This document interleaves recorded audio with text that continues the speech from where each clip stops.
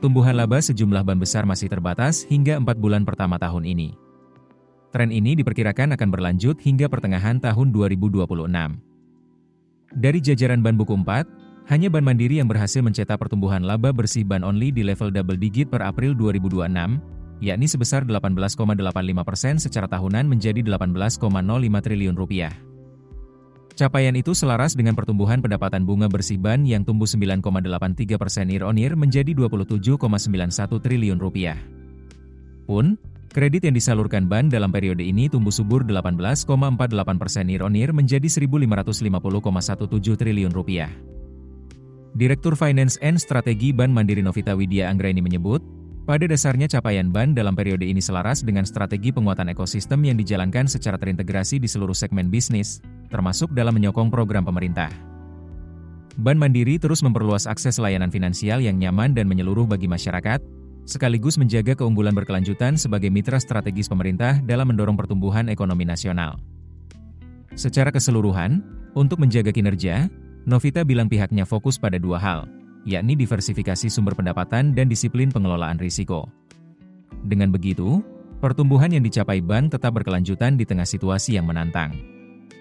Sementara itu, ban buku 4 lainnya mencatatkan pertumbuhan laba yang lebih terbatas. Laba bersih ban negara Indonesia secara ban only hanya naik 6,11% year-on-year menjadi Rp7,29 triliun. Padahal, dalam periode ini NII Ban naik 14,25% year-on-year menjadi Rp14,43 triliun, selaras dengan pertumbuhan kredit yang mencapai 21,37% year-on-year menjadi Rp919,5 triliun. Namun, memang beban operasional lainnya naik hingga 28,9% year-on-year menjadi Rp5,61 triliun. Itu salah satunya disebabkan oleh peningkatan beban impairment sebesar 30,11% year-on-year menjadi Rp2,92 triliun. Kemudian laba bersih ban rakyat Indonesia tumbuh 5,91% year-on-year menjadi Rp15,89 triliun, dengan catatan NII dan kredit tumbuh masing-masing 7,49% year-on-year menjadi Rp39,37 triliun dan 10,22% year-on-year menjadi Rp19,41 triliun. Sementara laba bersih ban Sentral Asia tumbuh lebih terbatas 3% year-on-year menjadi Rp20,81 triliun, selaras dengan koreksi tipis NII 0,3% year-on-year menjadi Rp26,81 triliun. EVP Corporate Communication BCA Hera F. Harin menjelaskan, pada dasarnya kinerja NII Bank yang terbatas dalam periode ini sejalan dengan volume permintaan kredit, kondisi perekonomian, dan pergerakan suku bunga.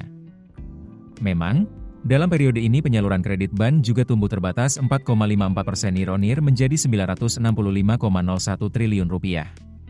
Namun, Hera memastikan pihaknya bakal terus mendorong penyaluran kredit ke semua sektor dan segmen, sembari tetap mengedepankan prinsip kehati-hatian.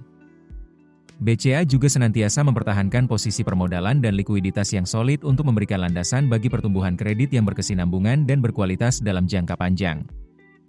Menurut Kepala Pusat Makroekonomi dan Keuangan Institute for Development of Economics and Finance Rizal Taufikur Rahman, pada dasarnya kinerja laba bank-bank besar memang mulai memasuki fase normalisasi pada 2026, seiring likuiditas yang kian ketat dan suku bunga yang masih tinggi.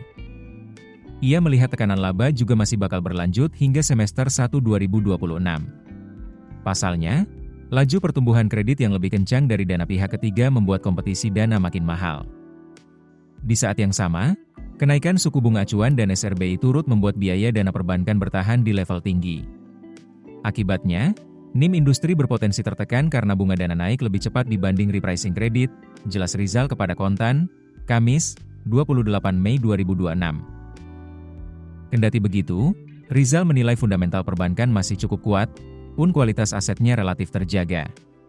Kedepan, arah pertumbuhan laba bakal lebih banyak dipengaruhi faktor eksternal, yakni kebijakan BI rate, stabilitas rupiah, serta pertumbuhan sektor hilirisasi, infrastruktur, dan konsumsi domestik.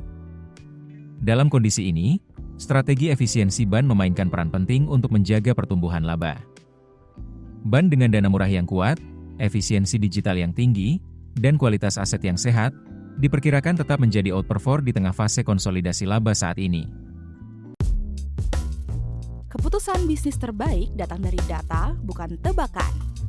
Mudah berlangganan Business Insight dengan subscribe with Google.